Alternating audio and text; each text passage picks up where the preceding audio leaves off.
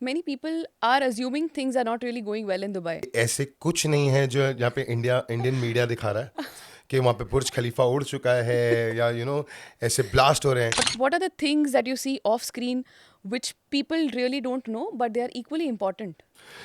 सबसे पहले तो मैं इस पे ये बोलूँगा कि बहुत लोगों को लगता है कि हमारी लाइफस्टाइल बहुत अमेजिंग है. सो एक चकाचौंध जो दुबई की आप देखते हो ना, बिल्डिंग्स बड़ी बड़ी, बुर्ज खलीफा, स्काई लाइन्स, बहुत सैड लाइफ है डॉक्टर साहब वहाँ पे. दुबई में कोई किसी का दोस्त नहीं होता है. मैं 2,500 दिरहम की नौकरी पे गया था. I am being honest about it. और मैं 16 लोगों के साथ बेड स्पेस में शेयर करता था. तो बहुत सारे क्वेश्चंस मुझे आते हैं इन जनरल भी कि मन किंग का क्या है, कब आ रहा है, कुछ कुछ पोस्टर रिलीज होने वाला है. सो किंग का प्रमोशन बहुत जल्दी स्टार्ट होगा. एंड अगेन इट हैज़ सुहाना और खान साहब उनके टाइटल रोल में है किंग. मेरे लिए तो ऐसे है कि बस कल मूवी रिलीज़ करो और जहाँ खान साहब बोलेंगे हम बिना शर्ट के उनके लिए नाचेंगे. ए Watan again it is something which will I remember in my life. Okay, जब तक जिंदा हूँ तो Ae Watan will be in my mind कि हाँ मैंने कुछ ऐसा स्टार्ट किया था. इन 4 सालों में दुबई ने मुझे मेरी एक्सपेक्टेशन से भी कहीं ज़्यादा दिया है. तो ये मेरा एक लव लेटर था जो मैंने अपने अपने तरीके से यूएई को दिया हूँ. मुझे ऐसा एक एंथम बनाना है, तो मेरा गाना बन के रेडी है और इंशाल्लाह मैं दुबई में जाके शूट करूँगा. और ये एक्सक्लूसिव मैं आपके पॉडकास्ट पे बता रहा हूँ क्योंकि ये बता किसी को नहीं पता था कि मैंने क्या मैं नया बनाने वाला हूँ. BBY Foundation. How did that begin? ये जो चैरिटेबल ट्रस्ट है ये बहुत पर्सनल है मेरे लिए. मेरा सगा छोटा भाई कंट्रीब्यूट करना चाहता है, मैं उससे भी पैसे नहीं लेता हूँ. डॉक्टर साहब कि आजकल है ना, लोग चैरिटेबल ट्रस्ट के नाम पे बहुत पैसे उठाते हैं और बहुत फ्रॉड करते हैं. और मेरे लिए आज तक सबसे इम्पॉर्टेंट चीज़ है ये मेरा नाम. मैं आप मेरा फेम ले जाओ, मुझसे पैसे ले जाओ, लेकिन ये जो नाम मैंने बनाया ना ये ख़राब नहीं होना चाहिए.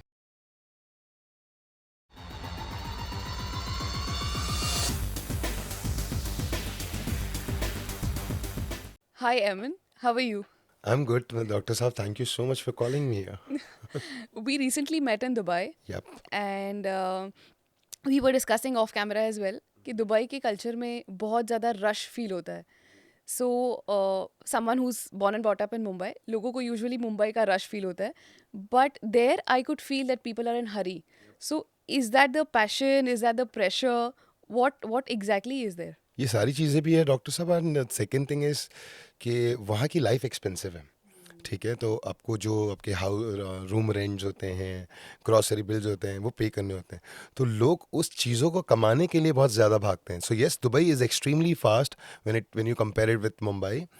और वहाँ की लाइफस्टाइल थोड़ी बेटर है कंपेरेटिव टू मुंबई, लेकिन हाँ fast, of course yes, extremely fast. वहाँ पे सर्वाइव करने के लिए as an outsider, I mean you are born and bought up here in Mumbai and पिछले कुछ सालों से आप दुबई में हैं. So what is one assumption that people usually have about Dubai? क्योंकि ग्लैमर दिखता है, लाइफस्टाइल दिखता है, लोगों को फैशन दिखता है, but something that people are not really aware of, you know, कि उसका ये दूसरा साइड भी है.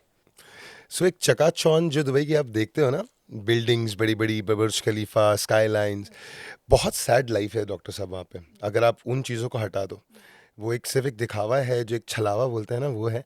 लेकिन वहाँ पे लाइफ बहुत सैड है रियल में. रीज़न बीइंग क्योंकि वहाँ लोग जब कमाने जाते हैं they are not with their families. और आप जब यकीन माने, हमारे तो चलो ठीक है, अभी ऊपर वाले की करम है, हम लोग आगे बढ़ गए. लेकिन जो लोग वहाँ पे नए नए आए हैं, जिनकी नई नई जॉब लगी है, जो फैमिली के साथ नहीं है, उनके लिए वहाँ पे उनका कोई दोस्त नहीं है. एंड दुबई में कोई किसी का दोस्त नहीं होता है. सो जो रियल, अगर आप खाली वहाँ पे वो फैशन, ग्लैमर, एंटरटेनमेंट वैल्यू के हिसाब से देखते हो, it looks beautiful. But Dubai is a very strange country when it comes to you being alone there. You are actively, even today, I mean, you are there into artist management, talent management. ये सारी चीज़ों में you just don't see what is on screen. You see what is there off screen as well. Camera rolling से पहले भी क्या nature है, attitude है, प्रॉब्लम्स है, वो सारी चीज़ें भी देखते हैं. Usually what happens is glamour के पीछे जो स्क्रीन पे दिखता है उस पे लोग बहुत ज़्यादा लार्जर देन लाइफ जो दिखता है, दिखता है. People get hypnotized by that. What are the things that you see off screen which people really don't know but they are equally important? सबसे पहले तो मैं इस पे ये बोलूँगा कि बहुत लोगों को लगता है कि हमारी लाइफस्टाइल बहुत अमेजिंग है. जो 9 to 6 जॉब करते हैं वो इतना जज करते हैं मुझे खास करके कि यार भाई तू वो लाइफ जी रहा है जो लोगों के लिए ड्रीम होता है. बट ट्रस्ट मी, वो ज़्यादा खुश है हमसे. बिकॉज जो जैसे आपने कहा कि जो जो स्क्रीन पे देखता है या जो इवेंट पे लोग देखते हैं, उसके पीछे जो हार्डवर्क जाता है, 18-18 घंटे खड़े रहना, आर्टिस्ट को मैनेज करना is not easy to be honest.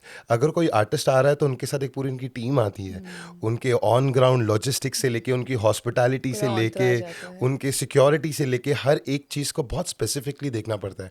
तो मैं यही बताना चाहूँगा कि ना ये जो जजमेंट लोग खास करके हम जैसे लोग को लेके करते हैं, हमारी लाइफ उनसे ज़्यादा डिफिकल्ट है. हाँ, वो दिखावा ज़रूर है इंस्टाग्राम पे कि लोग देख रहे हैं ऐसा है वैसा है, बट उसके पीछे बहुत मेहनत जाती है. और वो स्क्रीन पे लाने के लिए जो पीछे हार्डवर्क लगता है वो मेरी पूरी टीम जानती है, मैं जानता For someone who is planning to shift to Dubai, abhi ka current situation, if you'll see, there is a lot of geopolitical tension and the crisis-like situation, not exactly crisis, but crisis-like situation. Many people are assuming things are not really going well in Dubai, but आप वहीं रहते हो अभी कुछ दिनों के लिए आए हो and जी. you'll be back to Dubai again. I want you to give first-hand information on what things are like there at the moment. I be very honest कि ऐसे कुछ नहीं है जो यहाँ पे इंडियन मीडिया दिखा रहा है कि वहाँ पे बुर्ज खलीफा उड़ चुका है या ऐसे ब्लास्ट हो रहे हैं. ऑनेस्टली दुबई अभी भी बहुत ज़्यादा ग्रो कर रहा है. कुछ चीज़ों में ज़रूर इम्पैक्ट पड़ा है, जैसे कि हॉस्पिटैलिटी बिजनेस हो गया, ट्रैवल बिजनेस हो गया, लोग डर के नहीं आ रहे हैं. लेकिन जो हम वहाँ के रेसिडेंट हैं, अगर आप मुझे पूछो तो वहाँ पे लाइफ बहुत स्मूथ ईजी ग्रो कर रहे हैं और हमें कोई डर नहीं लग रहा है जितना यहाँ दिखाया जा रहा है. So my the piece of advice I will give to all the people, please come to Dubai. अगर आप सोचते हो कि Dubai is a place for you, ऐसे कुछ भी नहीं है, आराम से आओ. वहाँ की गवर्नमेंट ने काफ़ी सपोर्ट कर रहे हैं, और ख़ास करके आज जो प्रेसिडेंट है यूएई के, उन्होंने सब कहा है कि every one is Emirati, which is a very big statement. So Dubai is extremely safe, happy place. आओ, पार्टी करो, जॉब ढूंढो, there is nothing to worry about it. I feel that जो pace है दुबई का, the pressure, the pace, whatever you call it, however you see it, in that I feel even if you slow down for a day, somebody else is going to take that spot. Somebody else is going to pursue that thing. Do you feel the pressure? Of course yes. क्योंकि देखो वहाँ पे world talent आता है. You are from Mumbai, I am from India, Mumbai, but आप वहाँ से Egypt से लोग आ रहे हैं, कोई लोग या यूएस से आ रहे हैं, कोई लोग कहाँ से आ रहे हैं. So every one has their own unique talent. अगर आपने आपकी चीज़ों में थोड़ा भी ऊपर से नीचे किया तो कोई और आपको ओवरटेक कर लेगा. सो येस, ये प्रेशर हर एक को फील होता है. मुझे फील होता है कि अगर शायद मैंने कुछ टाइम अपने आप को रोक दिया, या जो स्पीड से मैं भाग रहा हूँ अपने पैशन को लेके, अपने जो चीज़ों को मैं आगे बढ़ाना चाहता हूँ, अगर मैंने थोड़ा भी कम कर दिया तो मुझे डेफिनेटली कोई ओवरटेक कर लेगा. और दुबई किसी के लिए नहीं रुकता, ये बात याद रखना. जैसे आपने बताया, there are people from Egypt, there are people from Syria, Philippines है, Yep. Russians है. Yep.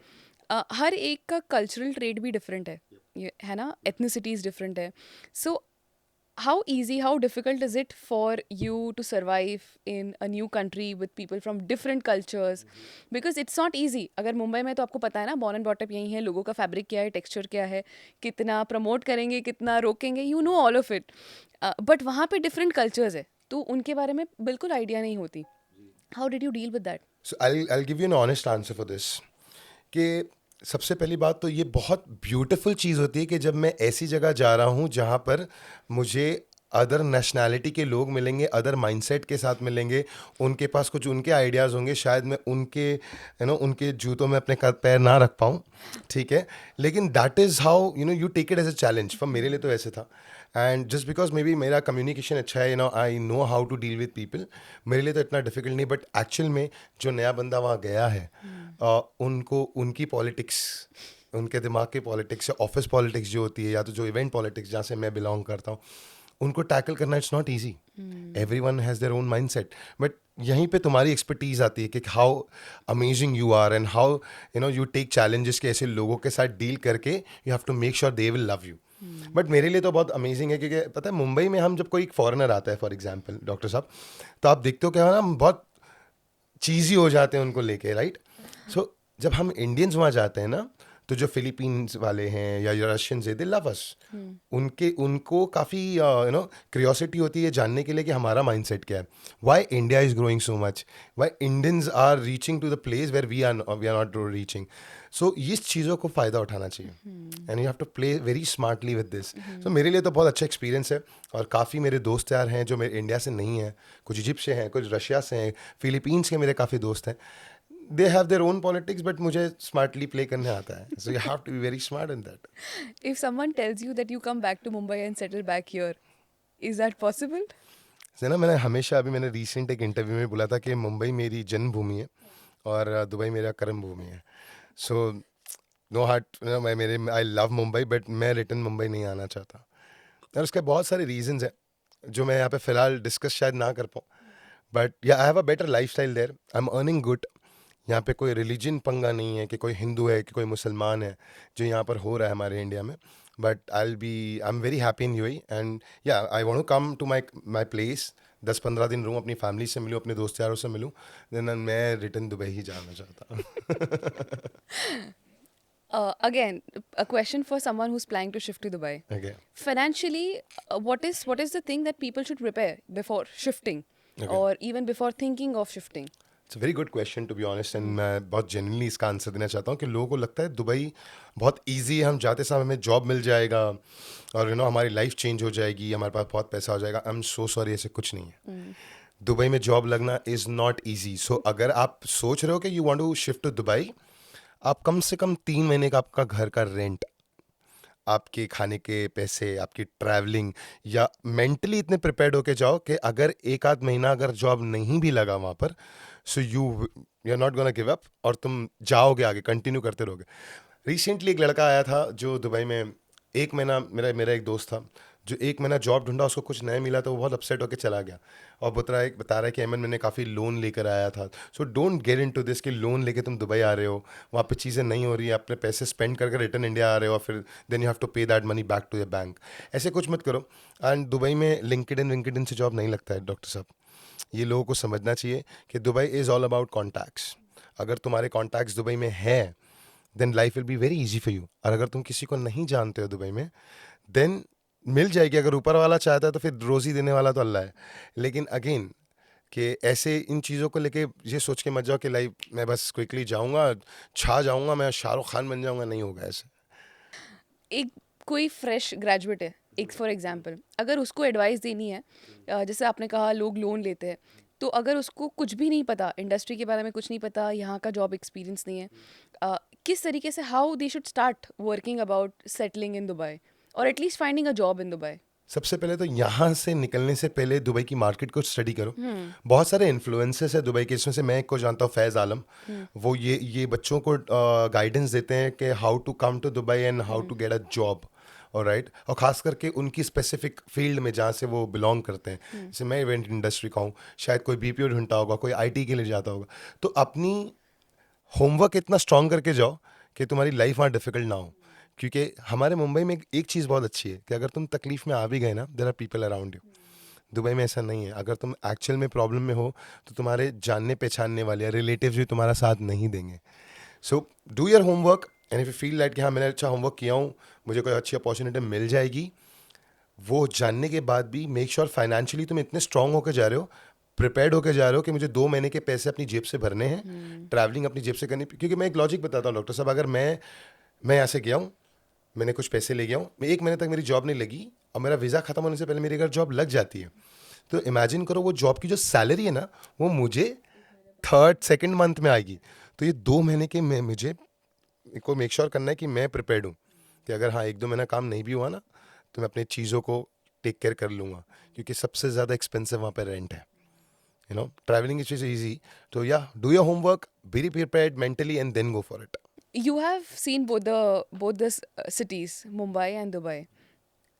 Survive करना mentally, emotionally, where do you think is easy? Where do you think is difficult? Mumbai में सर्वाइव करना इट्स मच ईजियर. क्योंकि यहाँ पे अगर आपकी कोई चीज़ें नहीं भी वर्कआउट कर रही है, आप जॉब पे नहीं भी हो, तो आप वड़ा पाव खा के अपनी ज़िंदगी निकाल सकते हो.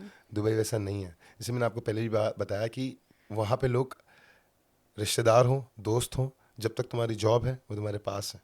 अगर if you are not earning there is no one who's gonna help you. But in Mumbai, again Mumbai is our place. We know कि हमें क्या करना है. अगर हम कुछ नहीं भी कर रहे हैं तो हमारी फैमिली है, हमारा घर है. सो शायद मेरे लिए मुंबई ज़्यादा बेटर है सर्वाइव करने के लिए कंपैरेटिव टू दुबई. और मैंने ऐसे लोगों को भी देखा हूँ डॉक्टर साहब, जो 2-2 3-3 दिन तक खाना नहीं खाते हैं, जिनके पास जॉब नहीं है, इनके पास सैलरी नहीं है, उनके पैसे नहीं है, उनके वीज़ाज ख़त्म हो चुके हैं. वो वीज़ा को एक्सटेंड करके वहाँ पे इलीगली रह रहे हैं. तो वो लाइफ भी मैंने देखा हूँ. क्योंकि जब मैं दुबई गया था डॉक्टर साहब, आई वॉज, ये तो ठीक है अभी जो अल्लाह पाक ने ऊपर ने नवाज दिया है, लेकिन मैं 2,500 दिरहम की नौकरी पे गया था, I am being honest about it, और मैं 16 लोगों के साथ बेड स्पेस में शेयर करता था. सो आई नो कि वो लाइफ क्या होती है. उससे बेटर तो हमारा घर ही है ना फिर, अगर कुछ ना मिल रहा है तो. True. Networking again. Do you think it is overrated in Dubai? Or It is it is necessary? It is very important. अगर नेटवर्किंग ना है डॉक्टर साहब, so you are nothing in Dubai. अब जो मैं एग्जांपल मेरा ही ले लूँ अगेन, कि जब मैंने स्टार्ट किया तो मैं दुबई में किसी को नहीं जानता था, लेकिन आज जस्ट बिकॉज मेरे में शायद से वो है कि मैं कम्युनिकेट कर लेता हूँ लोगों से बात कर पाता हूँ, वो कॉन्फिडेंस है. मैंने अपने अपना एक ग्रुप बनाया हुआ है, मैंने नेटवर्किंग करके लोगों को जान पहचान बनाया. Networking is extremely important again, इसलिए भी क्योंकि आप क्या बिजनेस कर रहे हो वहाँ पर. आप आईटी से हो, आप नॉर्मल जॉब करना चाहते हो, आप खुद का भी बिजनेस करना चाहते हो, जब तक आपके कॉन्टैक्ट्स अच्छे नहीं हैं दुबई में, you are not gonna get to any places. So networking is extremely important in Dubai if you want to make your name in Dubai. Social media has a different perception of Dubai. Like 3-4 years ago, when I had been to Dubai, and recently when I had been, things have changed drastically. Do you think social media is creating unrealistic expectations for people out there here in India or other countries, basically? It does. लोग यहाँ पे बहुत Instagram को देख के, Facebook को देख के पागल होके भाग रहे हैं, बट रियलिटी वैसी नहीं है. तो मैं हमेशा यही बात बताता हूँ कि जो दिख रहा है, जैसे अब मैंने आपको वो बताया कि मीडिया ये दिखा रहा है कि बुर्ज खलीफा के जस्ट बाजू में बम गिरा, बुर्ज खलीफा उड़ गया, तो लोग उसको देख के अब दुबई नहीं आ रहे. और जब कुछ नहीं हो रहा था तो लोग बहुत फैसिनेट होके आके, यार दुबई में लाइफ ऐसी ईजी है. तो सोशल मीडिया को देखकर आप कभी भी अपने दिमाग को लगा के दुबई नहीं आना. आप पहले में अगेन, अगर if you have someone, take some suggestions, take some ideas and then go for it. Social media is, everything is fake in social media. NRIs basically who shift to Dubai, they are away from family, they are away from friends, they are away from their near and dear ones. To survive there emotionally, how easy, how difficult, what is there any scope where people can just form circles? जैसे मैंने बहुत सारी social media पे again देखा है, there are groups, there are people from same ethnicities coming together. Is that for real or is it just the whole? Yes, this is for real because a lot of people have created a community there. All right. And these community help those people who are feeling alone, who are feeling lonely, who are not there with the families. एक doctor साहब, आप मुंबई में पढ़े हो, all of the sudden अगर आपको कहीं कोई ऐसी जगह भेज देवे जहाँ पे आप ज़्यादा लोगों को नहीं जानते हो, भले आपको पैसे कितने भी अच्छे कमा रहे हो, you will feel that loneliness, right. So ऐसी कम्युनिटीज़ हैं जो हमें हेल्प करती हैं हमारे माइंडसेट को चेंज करने के लिए. और ये आपने बहुत अच्छा क्वेश्चन किया कि ऐसी कम्युनिटीज़ के थ्रू हम सर्वाइव कर पाते हैं ऐसी जगह पे जो हमारा नहीं होता है. बट लेकिन अगर आप अब अगर आप दुबई देखते हो तो ये सब पहले होता था. दुबई ऐसा लगेगा कि आप मुंबई में ही हो, आपको ऐसा फील ही नहीं होगा. हर आप जहाँ पे भी जाओगे आपको अरबी कम इंडियंस ज़्यादा नजर आएंगे. इमरातीस तो ऑलमोस्ट नहीं के बराबर दिखते हैं अगर दुबई में आप तो, खास करके हमारे बर्जुमन और देरा साइड में, वहाँ पे आपको ऐसा लगेगा कि मैं तो इंडिया में ही हूँ. तो वहाँ नजर ही नहीं आते. उनका एक स्पेसिफिक एरिया है जहाँ पे उनको गवर्नमेंट ने सेट करके दिया हुआ है. सो यूजुअली वो बर्जुमन, करामा, देरा, ये सब जगह नहीं दिखेंगे आपको. दुबई मॉल, मिर्दिस सिटी सेंटर, ये उनका स्पेस है. लेकिन ऐसी कम्युनिटीज़ हैं, जैसे आपका क्वेश्चन था, कि जो हमारे मेंटल पीस को हेल्दी रखता है, kind of. SRK universe. Oh, that is my heart. उसके बारे में कुछ बताएंगे हमारे ऑडियंस को? सो SRK यूनिवर्स सबसे पहले तो एक फ़ैन क्लब है शाहरुख खान का, खान साहब का, जो कि पूरे वर्ल्ड में है. It started from Mumbai and then now it is all over the world. और मैं ये मानता हूँ कि जो भी शायद आज मेरी ये जो हैसियत है कि मैं एक बैठ के आपको इंटरव्यू दे पा रहा हूँ, it is all because of SRK universe. क्योंकि जब मैंने बताया कि मैं जब दुबई गया था तो मैं 2,500 की नौकरी पे था, लेकिन फिर जब SRK universe happened in my life and my life changed from there. जो मेरे कॉन्टैक्ट्स बने हैं, जो मेरी नेटवर्किंग हुई है, it is all because of SRK universe. So I am very grateful कि जो हमारी जो टीम है वहाँ पे, खास करके प्रणव, फराज, श्रद्धा, मैं, आफरा, हाँ, उन लोगों ने मुझे काफ़ी आगे बढ़ाया है. एंड ये मेरी एक कमज़ोरी कह सकते हैं आपके, इनको कोई कुछ ना करें, या ये लोग मुझसे मेरी फेम ले जाएं, पैसे ले जाएं, लेकिन SRK यूनिवर्स मेरी कमज़ोरी है because it belongs to Khan sahab. और उस जगह ने, उस कम्युनिटी ने, या उस फ़ैन क्लब ने जितना ग्रो मुझे किया है, शायद किसी को कोई नहीं हुआ होगा. सो मेरे लिए वो मेरा दिल है, मेरी जान है SRK universe. And again it is for the Shahrukh Khan, जिसको मैं अपना सब कुछ मानता हूँ. हाँ. Is like is guardian for me. Yeah. You were actively involved even I think during the promotions of Donkey. Donkey, Jawan, Uh-huh. Pathan, Uh-huh. and now King. Yes. So what are the plans for King? So King, I mean, again, बहुत ज़्यादा wait कर रहे हैं लोग उसका, और बहुत सारे क्वेश्चंस मुझे आते हैं इन जनरल भी कि मन किंग का क्या है, कब आ रहा है, कुछ कुछ पोस्टर रिलीज होने वाला है. सो नो खान साहब is very unpredictable. You can't जज के वो कब क्या कर जाएंगे. And again he is a marketing genius. हम तो एक फ़ैन हैं उनके, और बट किंग के बहुत सारी चीज़ें रिलीज़ होने वाली है, क्योंकि 25th ऑफ दिसंबर को ऑफिशियल रिलीज़ है all over the world. But yes, 2nd November is something. On a day on Khan Saab's birthday, we can expect something very soon. So King का promotion बहुत जल्दी start होगा. And again it has सुहाना जिनका debut है, और बहुत सारे actors हैं, और खान साहब उनके टाइटल रोल में है king. So yes, I am looking forward, I am quite excited for it. And मेरे लिए तो ऐसे है कि बस कल मूवी रिलीज करो, और जहाँ खान साहब बोलेंगे हम बिना शर्ट के उनके लिए नाचेंगे. अभी तक आप टैलेंट मैनेजमेंट पे हमने डिस्कस किया, we discussed on events that you do. अभी recently you added a feather on your cap that is direction. Yes. Ae Watan, how did that happen? So, first of all, Ae Watan will be a baby for me. मैं कुछ भी कर लूँ आगे, अभी मैं 2-3 गाने शायद से और करूँगा, लेकिन ए वतन मेरे दिल के बहुत करीब होगा. और it happened because so Sajid Wajid भाई पर्सनली, हम साथ में मिले थे, उनके इवेंट पे हम साथ में मिले थे. I got a call from Muskan, and it was Muskan's brain child के एमन भाई ऐसे कुछ है मेरे पास में, दुबई में जो हो रहा है उसके लिए कुछ करते हैं. तो उसका ये ब्रेन चाइल्ड था. लेकिन साजिद भाई टोल्ड मी दैट डायमंड कि मैं चाहता हूँ कि तू डायरेक्ट कर इसे. मैंने सोचा साजिद भाई, आई वाज नेवर डायरेक्टर, मैंने कभी ऐसे कुछ किया नहीं हूँ. बोले बेटा मैं तेरे साथ 15 दिन था, हाँ. और बोले मेरी जो एक्सपीरियंस है वो इंडस्ट्री में 30 साल का है, तो वो मैंने तुझ में कुछ तो देखा हूँ जो मैं तुझे कॉल करके बोल रहा हूँ कि तू इसको डायरेक्ट करेगा. सो एक इतने बड़े आदमी से, इतने रिस्पेक्टेड आदमी से अगर तुम्हें ना एक ऐसा पुश मिल जाए, तो वो लाइफ बहुत ईजी हो जाती है. और द बेस्ट पार्ट ये, सबसे डिफिकल्ट पार्ट ये था कि मुझे उस गाने में तकरीबन 20 से 22 लोग हैं अगर आप जानते हो तो, एंड ऑल बिग शॉट, और every one is the face of UAE.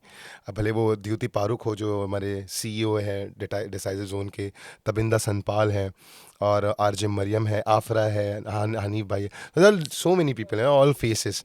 लेकिन मुझे लगा था कि यार मैं पुल अप कर पाऊंगा कि नहीं, क्योंकि इतने लोगों को एक प्लेटफॉर्म पे लाना, उनके साथ वो गाना बनाना, हर एक का अपना एक एक मूड होता है, किसी को क्या अच्छा पसंद आ जाए, किसी को नहीं आ जाए. बट अगेन ये सारे लोग आए नॉट बिकॉज ऑफ मी, क्योंकि वो यूएई को इतना प्यार करते हैं, यूएई ने उन सबको भी बहुत कुछ दिया है. तो Ae Watan again it is something which will I remember in my life. Okay, जब तक जिंदा हूँ तो Ae Watan will be in my mind कि हाँ मैंने कुछ ऐसा स्टार्ट किया था. और again grateful and thankful to Sajid भाई and Muskan for believing in me, एक अपॉर्चुनिटी मुझे दिया है. एंड बाय द वे गाना 1 मिलियन क्रॉस कर चुका है. या so it is my love letter. मैंने हमेशा यही बोला इंटरव्यूज़ में कि इन 4 सालों में दुबई ने मुझे मेरी एक्सपेक्टेशन से भी कहीं ज़्यादा दिया है. तो ये मेरा एक लव लेटर था जो मैंने अपने अपने तरीके से यूएई को दिया हूँ. And yes, and it is doing wonders. और काफ़ी खुश हूँ उसके रिस्पॉन्स को लेके. रिस्पॉन्स इतना अच्छा है कि अब तो मुझे लिटरली लोग कॉल करते हैं कि अमन भाई मेरा भी गाना डायरेक्ट कर दो. वही पूछने वाली थी, what's next in pipeline? So just because I am very found of you doctor साहब, मैं ये नहीं चाह रहा था कि इतनी जल्दी पता हो, बट मेरा नया गाना बन के रेडी है. एंड मैं ज़्यादा डिटेल नहीं दूंगा, बट खाली ये बता सकता हूँ कि ये गाना मैं दुबई अभी जैसे जाऊँगा वैसे शूट करूँगा. And the song is about friendship. अच्छा. जी, क्योंकि अगर आप देखो ना, मैं यूजुअली जब कहीं कोई हाउस पार्टीज़ में जाता हूँ या कोई गैदरिंग में जाता हूँ या कोई क्लब जाता हूँ, तो दोस्ती के ऊपर 2-3 गाने ही बनते हैं. एक वो तेरे जैसा यार कहाँ, एक वो तेरा यार हूँ मैं. तो मुझे ऐसा लगा कि क्यों ना कुछ ऐसा एंथम बनाया जाए जो लोग सालों तक याद रखें. And friendship is something which every one has in their life. Breakups होते हैं, पैचअप्स होते हैं, दोस्त आगे बढ़ते हैं, कोई पीछे रह जाते हैं. तो मुझे ऐसा एक एंथम बनाना है, तो मेरा गाना बन के रेडी है, और इंशाल्लाह मैं दुबई में जाके शूट करूँगा. और ये एक्सक्लूसिव मैं आपके पॉडकास्ट पे बता रहा हूँ, क्योंकि ये बता किसी को नहीं पता था कि मैंने क्या मैं नया बनाने वाला हूँ. तो it's a very beautiful song on friendship. BBY foundation okay okay. है ना, उस पे I think you are helping widows and orphans basically. Yep. How did that begin? It's a very long story. I'll take a lot of time because BBY Foundation is very close to my heart, right? और ये एक foundation है जिसका नाम ही मैंने मेरी मरहूम दादी के नाम पे रखा हूँ. Bibi Bai was my grandmother, right. और ये फाउंडेशन आज से नहीं, डॉक्टर साहब, जब मैं कुछ नहीं भी था, जब मैं मुंबई में छोटे मोटे कॉल सेंटर्स में काम करता था, तब से माइंड था कि मैं ना कुछ मैं इस नाम को लेके करना चाहता हूँ. क्योंकि जो मेरी मरहूम दादी थे वो शी वॉज वेरी गिविंग, वो हर एक की हेल्प करते थे. आज अगर मैं मानता हूँ कि शायद मेरे भाई बहन हो या मेरे मॉम डैड हो या मेरी फैमिली में जितने लोग भी हैं, they all are surviving because of her. तो उनका नेचर था ये लोगों की हेल्प करना. तो बस वो तो नहीं रहे, और and she was very close to me. She used to love me like anything. और शायद मैं भी मेरी लाइफ में कितने भी लोग आ जाएं, लेकिन जो उनकी जगह है ना, वो कोई शायद से भर नहीं पाएगा. तो उनकी लेगेसी को कंटिन्यू रखने के लिए और उनको लोगों के बीच बीच में ज़िंदा रखने के लिए मैंने इस फाउंडेशन को स्टार्ट किया हूँ, जो कि विडोज़ को हेल्प करता है. अभी करेंटली हम लोग राशन किट्स देते हैं विडोज़ और स्पेशली एबल्ड लोग जो होते हैं, हैंडीकैप्ड होते हैं, उनके लिए. बट मुझे काफ़ी मेरे और इंस्टाग्राम पे मैसेजेस आते हैं कि lot of people say that education में मैं जाऊँ. बट डॉक्टर साहब, मैं ये समझता हूँ कि मुझे तो एजुकेशन नहीं, मैं तो पूरे वर्ल्ड को हेल्प कर दूं अगर उतना हो तो. बट मेरी भी कोई लिमिटेशंस होती हैं. जो अर्निंग्स मेरी हैं, मैं अपनी थोड़ी फैमिली को भी देखता हूँ, तो मुझे कहीं ना कहीं अपना हाथ दबाना पड़ता है, और वो मुझे बहुत हर्ट होता है डॉक्टर साहब, कि मैं अपने हाथ को दबा रहा हूँ या तो मैं उनकी हेल्प नहीं कर पा रहा हूँ जो पढ़ना चाहते हैं. बट इसीलिए मैं तुमको बता रहा हूँ कि मैं और हार्ड वर्क करूँगा कि और आगे बढ़ूँ, कि कुछ और ज़्यादा पैसे आवे और उन पैसों से मैं उन बच्चों की भी हेल्प कर पाऊँ जो पढ़ना चाहते हैं. अभी फ़िलहाल मेरा जो फाउंडेशन है, मुझे बहुत सारे लोगों ने जो वहाँ के दुबई के लोग हैं, कई कई कंपनी के सीईओज़ हैं, सिद्रा हैं, दे वांटेड टू कंट्रीब्यूट, कि मैंने हम लोग कुछ कंट्रीब्यूट करते हैं. बट मैं ये जो है ना, ये जो चैरिटेबल ट्रस्ट है, ये बहुत पर्सनल है मेरे लिए. मेरा सगा छोटा भाई कंट्रीब्यूट करना चाहता है, मैं उससे भी पैसे नहीं लेता हूँ. So BBY foundation is something which does not take any charity और एनी डोनेशन फ्रॉम एनीवन. और ये सिर्फ मेरा प्यार है मेरी दादी के लिए, जो भी नहीं है. और ये ज़िंदगी भर इंशाल्लाह ऐसी होगा कि मैं फाउंडेशन के लिए किसी से पैसे लेके नहीं आगे बढ़ूंगा. और शायद यही मुझे आगे भी ले जाएगा, क्योंकि मुझे पता है कि अपार्ट फ्रॉम माई फैमिली कुछ ऐसे लोग हैं जो मेरी आस पे हैं, बहुत अच्छा. एक सिचुएशन बताऊंगा कि 2 तारीख को यूजुअली हर महीने की मैं राशन देता हूँ. तो वो लास्ट टू लास्ट में वो 2 तारीख को शायद से कोई वजह से मैं कोई इवेंट पे था, तो मैंने शायद राशन नहीं दे पाया था. वो 3-4 तारीख, तो 2 तारीख को मेरे घर पे कुछ लोग हैं, और मम्मी ने एक बहुत अच्छी बात बोले फ़ोन पे कि बेटा, तेरे को पता है कि शायद तेरी आस पे कहीं घर चल रहे हैं अभी.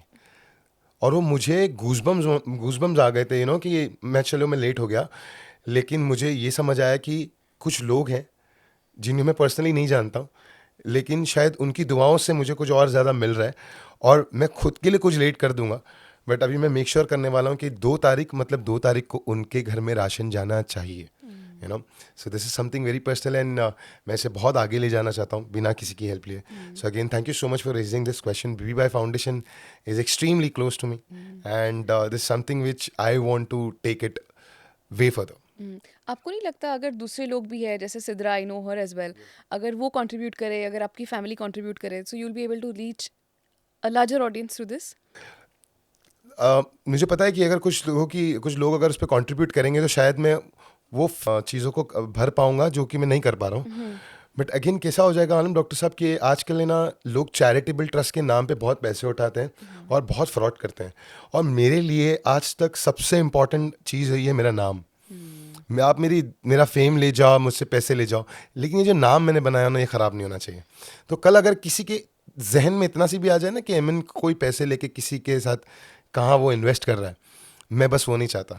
मैं थोड़ा लेट करूँगा, और सब्र तो हमारे अल्लाह पाक का दी हुई चीज़ है, कि अगर जब अल्लाह पाक इतना कर चुका है और अगर अल्लाह पाक मुझसे कुछ कराना चाह रहा है, तो थोड़ा सब्र बनता है. तो मैं किसी से हेल्प नहीं लूँगा, भले वो चीज़ों को मैं फिल नहीं कर पा रहा हूँ, बट मैं इतनी मेहनत खुद करूँगा कि बिना किसी के लिए भी मैं उनकी ज़रूरतें पूरी कर सकूँ, और इंशाल्लाह और आगे लेके जा सकूँ. Lastly, I would like to ask you, what is success today for you? Hard work, respect, and these are the 2 things, and dedication. ये बहुत ज़रूरी है, क्योंकि सक्सेस मुझ जैसे को अगर मिली है ना डॉक्टर साहब, मैं बहुत आवारा लड़का था मुंबई में, सच बता रहा हूँ. शायद से मेरी फैमिली में से मैं वो था जिसको कभी कोई उम्मीद नहीं कर सकता था कि ये कुछ कर पाएगा लाइफ में. बट इन 3 चीज़ों से शायद अगर आप कोई चीज़, और मैं ये मेरे जितने भी हमारे जेंजी हैं उनको ये मैसेज देना चाहूँगा कि don't do something which is not for you.